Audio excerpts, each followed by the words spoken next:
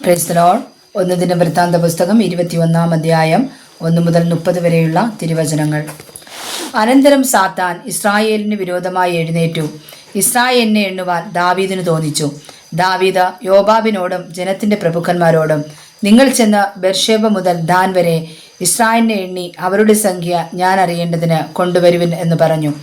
അതിനു യോബാബ്, യഹോവ തന്റെ ജനത്തെ ഉള്ളതിൽ 100 ഇരട്ടിയായി വർദ്ധിപ്പിക്കട്ടെ. എങ്കിലും എൻ്റെ യജമാനനായ രാജാവേ, അവരെ ഒക്കെയും യജമാനന്റെ ദാസന്മാരല്ലയോ? യജമാനൻ ഈ കാര്യം അന്വേഷിക്കുന്നതെന്ത്? ഇസ്രായേലിന് കുറ്റത്തിന്റെ കാരണമായി തീരുന്നത് എന്തിന് എന്ന് പറഞ്ഞു. എന്നാൽ യോബാബ് രാജാവിന്റെ കൽപ്പന അനുസരിക്കേണ്ടി വന്നു. അതുകൊണ്ട് യോബാബ് പുറപ്പെട്ട് എല്ലാ ഇസ്രായേലിലും കൂടി സഞ്ചരിച്ച് യെരൂശലേമിലേക്ക് മടങ്ങി വന്നു. യോബാബ് ജനത്തെ എണ്ണിയ സംഖ്യ ദാവീദിന് കൊടുത്തു. ഇസ്രായേലിൽ ആയുധപാണികളെല്ലാം കൂടി 11 ലക്ഷം പേർ. യഹൂദായിൽ ആയുധപാണികൾ 4,70,000 പേർ.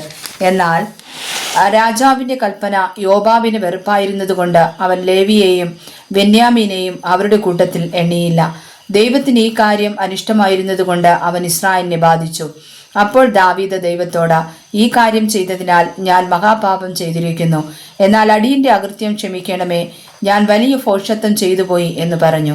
യഹോവ ദാവീദിന്റെ ദർശകനായ ഗാദിനോട് അരുളി ചെയ്തതെന്തെന്നാൽ, നീ ചെന്ന് ദാവീദിനോട്, ഞാൻ 3 കാര്യം നിന്റെ മുമ്പിൽ വയ്ക്കുന്നു, അവയിൽ ഒന്ന് തിരഞ്ഞെടുത്തു കൊള്ളുക, അത് ഞാൻ നിന്നോട് ചെയ്യുമെന്ന് യഹോവ അരുളി ചെയ്യുന്നു എന്ന് പറക.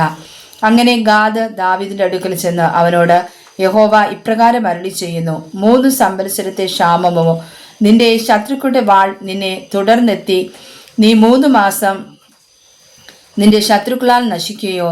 ദേശത്ത് 3 ദിവസം യഹോവയുടെ വാളായ മഹാമാരി ഉണ്ടായി ഇസ്രായേൽ ദേശത്തൊക്കെയും യഹോവയുടെ ദൂതൻ സംഹാരം ചെയ്യുകയോ? ഇവയിലൊന്ന് തിരഞ്ഞെടുത്തു കൊള്ളുക.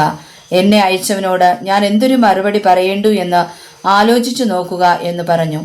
ദാവീദ് ഗാദിനോട്, ഞാൻ വലിയ വിഷമത്തിലായിരിക്കുന്നു, ഞാനിപ്പോൾ യഹോവയുടെ കയ്യിൽ തന്നെ വീഴട്ടെ. അവന്റെ കരുണ ഏറ്റവും വലിയതല്ലോ, മനുഷ്യന്റെ കയ്യിൽ ഞാൻ വീഴരുതേ എന്ന് പറഞ്ഞു. അങ്ങനെ യഹോവ ഇസ്രായേലിൽ മഹാമാരി അയച്ചു.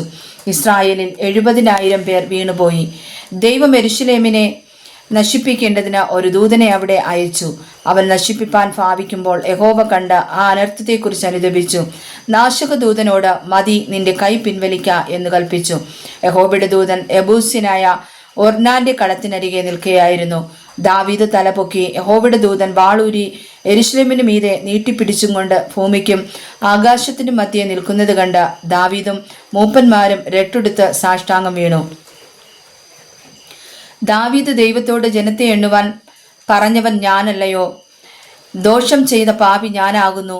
ഈ ആടുകൾ എന്തു ചെയ്തിരിക്കുന്നു? യഹോവേ, എൻ്റെ ദൈവമേ, നിന്റെ കൈ ബാധയ്ക്കായിട്ട് നിന്റെ ജനത്തിന്മേലല്ല, എൻ്റെ മേലും എൻ്റെ പിതൃഭവനത്തിന്മേലും ഇരിക്കട്ടെ എന്ന് പറഞ്ഞു. അപ്പോൾ യഹോവയുടെ ദൂതൻ ഗാദിനോട്, ദാവീദ് ചെന്ന് യെബൂസ്യനായ ഒർന്നാന്റെ കളത്തിൽ യഹോവയ്ക്ക് ഒരു യാഗപീഠം പണിയണമെന്ന് ദാവീദിനോട് പറവാൻ കൽപ്പിച്ചു. യഹോവയുടെ നാമത്തിൽ ഗാദ് പറഞ്ഞ വചനപ്രകാരം ദാവീദ് ചെന്നു. ഒർന്നാൻ തിരിഞ്ഞ് ദൂതനെ കണ്ട് തന്റെ 4 പുത്രന്മാരുമായി ഒളിച്ചു. ഒർന്നാൻ കോതമ്പ് മെതിച്ചുകൊണ്ടിരിക്കുകയായിരുന്നു. ദാവീദ് ഒർന്നാന്റെ അടുക്കൽ വന്നപ്പോൾ ഒർന്നാൻ നോക്കി ദാവീദിനെ കണ്ട് കളത്തിൽ നിന്ന് പുറത്തു ചെന്ന് ദാവീദിന് മുമ്പിൽ സാഷ്ടാംഗം വീണ് നമസ്കരിച്ചു. ദാവീദ് ഒർന്നാനോട്, ഈ കളത്തിന്റെ സ്ഥലത്ത് ഞാൻ യഹോവയ്ക്ക് ഒരു യാഗപീഠം പണിയേണ്ടതിന് അതെനിക്ക് തരേണം. ബാധജനത്തെ വിട്ടുമാറേണ്ടതിന് നീ അത് മുഴുവിലയ്ക്ക് എനിക്ക് തരേണം എന്ന് പറഞ്ഞു. അതിന് ഒർന്നാൻ ദാവീദിനോട്, അതെടുത്തുകൊള്ളുക, യജമാനനായ രാജാവിന്റെ പ്രസാദം പോലെ ചെയ്തു കൊണ്ടാലും ഇതാ ഞാൻ ഹോമയാഗത്തിന് കാളകളെയും വിറകിന് മെതിവണ്ടികളെയും ഭോജനയാഗത്തിന് കോതമ്പിനെയും തരുന്നു, എല്ലാം ഞാൻ തരുന്നു എന്ന് പറഞ്ഞു. ദാവീദ് രാജാവ് ഒർന്നാനോട്, അങ്ങനെയല്ല, ഞാൻ മുഴുവിലയ്ക്ക് അത് വാങ്ങുകയുള്ളൂ. നിനക്കുള്ളത് ഞാൻ യഹോവയ്ക്കായിട്ട് എടുക്കുകയില്ല, ചെലവ് കൂടാതെ ഹോമയാഗം കഴിക്കുകയുമില്ല എന്ന് പറഞ്ഞു. അങ്ങനെ ദാവീദ് ആ സ്ഥലത്തിന് 600 ഷെക്കേൽ പൊന്ന് ഒർന്നാന് കൊടുത്തു. ദാവീദ് അവിടെ യഹോവയ്ക്കൊരു യാഗപീഠം പണിതു. ഹോമയാഗങ്ങളും സമാധാന യാഗങ്ങളും കഴിച്ച് യഹോവയോട് പ്രാർത്ഥിച്ചു. അവൻ ആകാശത്തിൽ നിന്ന് ഹോമപീഠത്തിന്മേൽ തീയിറക്കി അവന് ഉത്തരമരുളി. യഹോവ ദൂതനോട് കൽപ്പിച്ചു. അവൻ തന്റെ വാൾ വീണ്ടും ഉറയിലിട്ടു. ആ കാലത്ത് യെബൂസ്യനായ ഒർന്നാന്റെ കളത്തിൽ വെച്ച് യഹോവ തന്റെ പ്രാർത്ഥനയ്ക്ക് ഉത്തരമരുളി എന്ന് ദാവീദ് കണ്ടിട്ട് അവിടെ യാഗം കഴിച്ചു. മോശ മരുഭൂമിയിൽ വെച്ചുണ്ടാക്കിയിരുന്ന യഹോവയുടെ തിരുനിവാസവും ഹോമപീഠവും അന്ന് ഗിബെയോനിലെ പൂജാഗിരിയിലായിരുന്നു. യഹോവയുടെ ദൂതന്റെ വാളിനെ പേടിച്ചതുകൊണ്ട് ദൈവത്തോട് അരുളപ്പാട് ചോദിക്കേണ്ടതിന് അവിടെ ചെല്ലുവാൻ ദാവീദിന് കഴിഞ്ഞില്ല. വായിച്ചതായ തിരുവചനങ്ങൾ കാലിന് ദീപവും പാതയ്ക്ക് പ്രകാശവുമായി തീരട്ടെ. ആമേൻ.